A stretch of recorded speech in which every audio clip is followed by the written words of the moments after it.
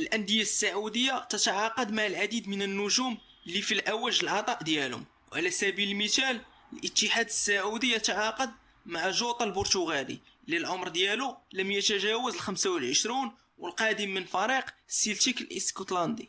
وكذلك مواطنه البرتغالي روبين نيفيس نجم المنتخب البرتغالي القادم من الدوري الإنجليزي ومن فريق ويفلهامبتون الإنجليزي نحو فريق الهلال السعودي.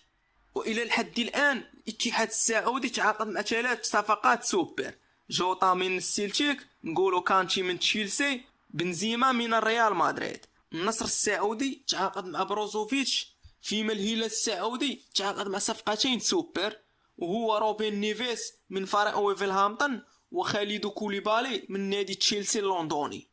فيما الأهلي الصاعد تعاقد مع إدواردو ميندي. وإلى حد الآن لم تتوقف الأندية السعودية في التفاوض مع لاعبين من الصنف الأول.